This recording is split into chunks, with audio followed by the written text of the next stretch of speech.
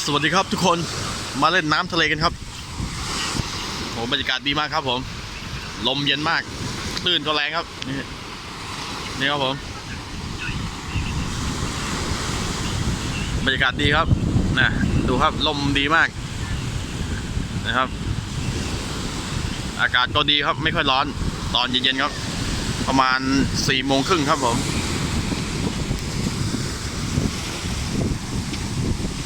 นี่ครับคลื่นแรงครับลมทะเลสุดยอดทะเลน่าเล่นมากครับครับบรรยากาศรอบๆครับครับนักท่องเที่ยวก็เยอะครับมาเล่นน้ำอาบแดดชมวิวครับผมแถวชลบุรีครับผมนี่ครับลมเย็นสบายครับนักท่องเที่ยวก็อาบแดดชมลม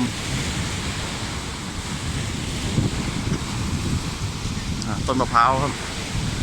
ลมดีมากครับ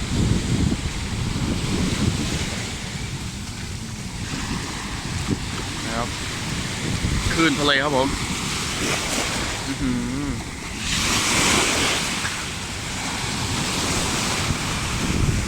ลมแรงครับ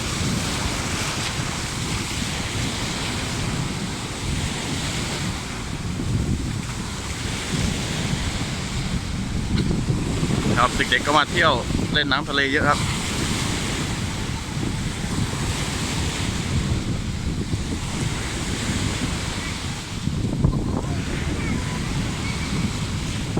ใครว่างๆก็มาเที่ยวได้ครับผม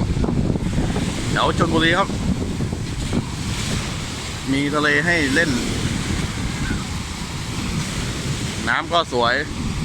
อากาศดีเหมาะกับช่วงนี้ครับผมช่วงหน้าร้อนครับนะครับนักท่องเที่ยวเยอะครับ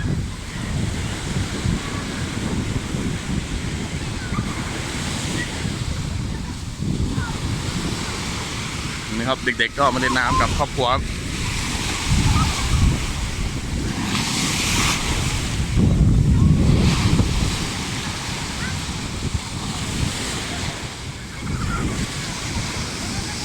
ับ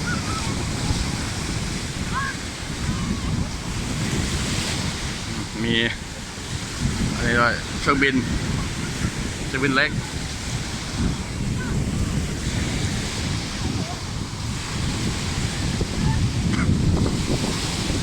ช่วงนี้ก็ช่วงจะค่ำๆครับผมประมาณบ่าย4ครับ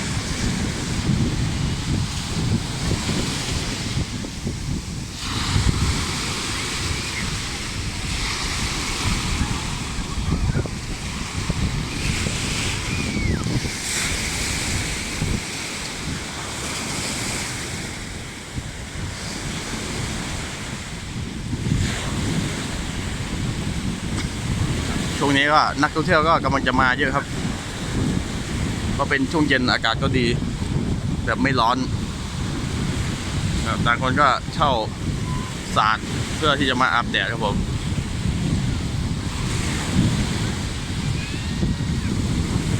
ใครว่างๆก็มาเที่ยวได้ครับแถวชลบุรีครับมีที่เที่ยวเยอะครับ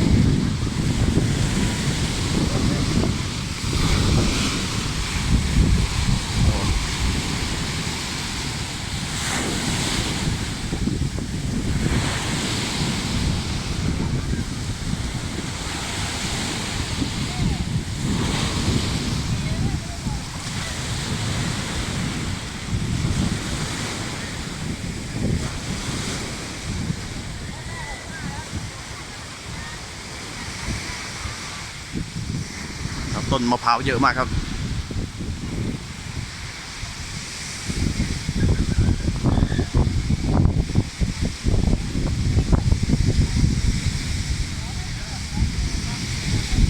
เป็นโซนที่นักท่องเที่ยวมาอาบแดดมาปูตาดอาบแดดครับผม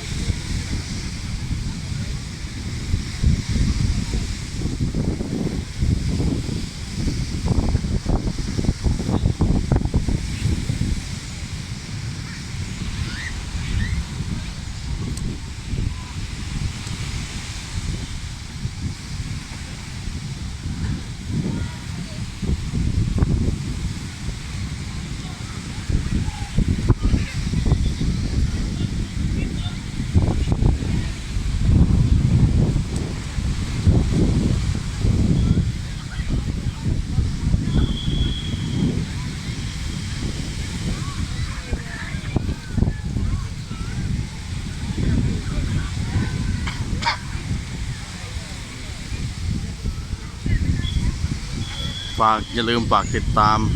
กดติดตามกด Subscribe ช่องส่งน้อยลงไปทั่วด้วยนะครับผมไว้เจอกันคลิปหน้าครับคลิปนี้ก็ขอสวัสดีทุกคนที่เข้ามาดูครับผม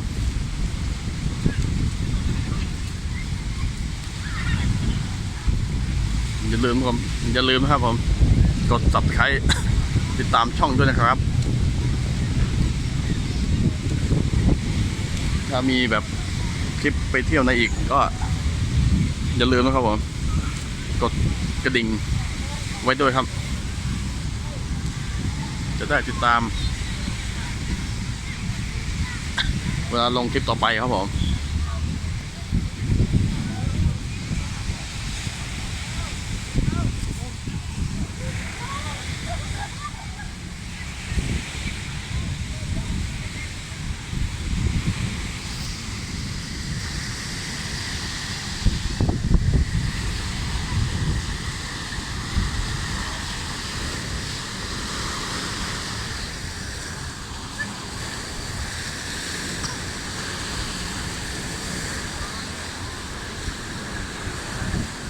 นั้นก็แค่นี้กันครับ